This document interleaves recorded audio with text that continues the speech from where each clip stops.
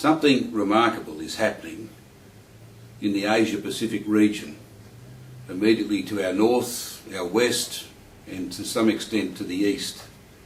We are seeing a massive explosion, if you like, of the middle class in those parts of the world, and they're on our doorstep.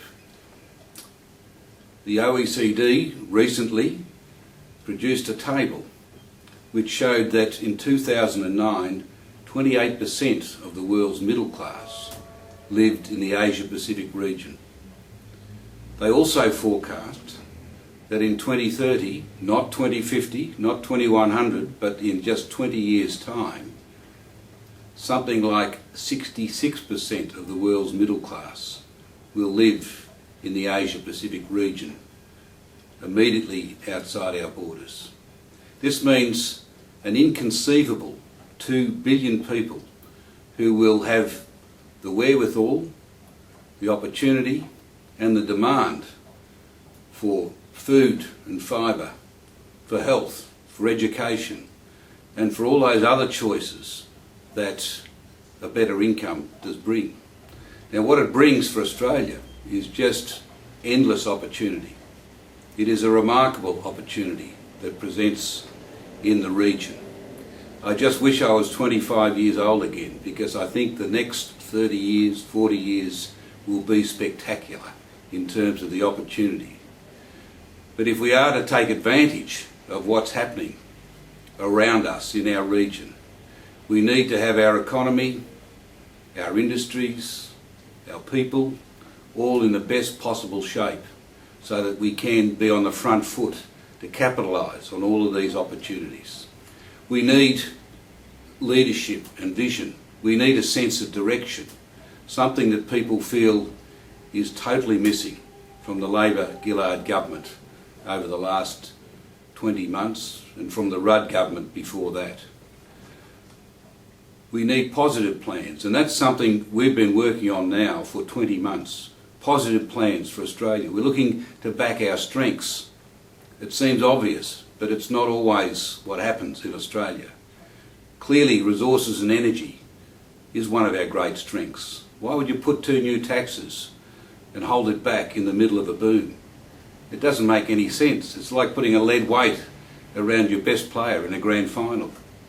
Agriculture is clearly one of our great advantages, has been for 150 years, will be one of our great strengths for this century.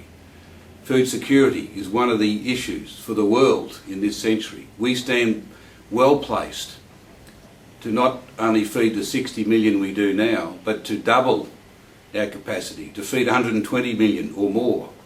But we've got to take advantage. That's why we've been looking at new dams, new developments, new water catchment all around Australia, something that there's been a veto on for the last 30 years. We're looking at developing the north, right across the north. 70% of all of our waterfalls, we capture 1% of it. We've got over 11 million hectares of arable soil, which is not farmed in any way.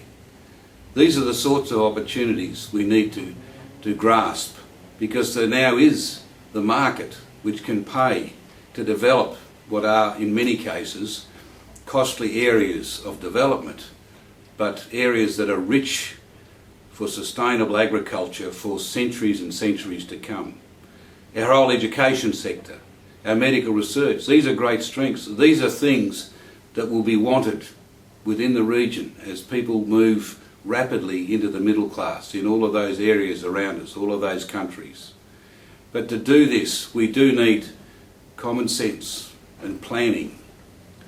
We need our economy in great shape. We've got to get rid of the debt. We can't be there vulnerable because any change in commodity prices may dramatically increase our debt levels. We've got to get those things in order so that we can make the most of the enormous advantages that can be possible for Australians, for our kids, for many generations to come. A coalition government will give the hope, will create the opportunity, and will ensure that Australians have the best quality of life and that we do make the most of the great endowments that we have as a country.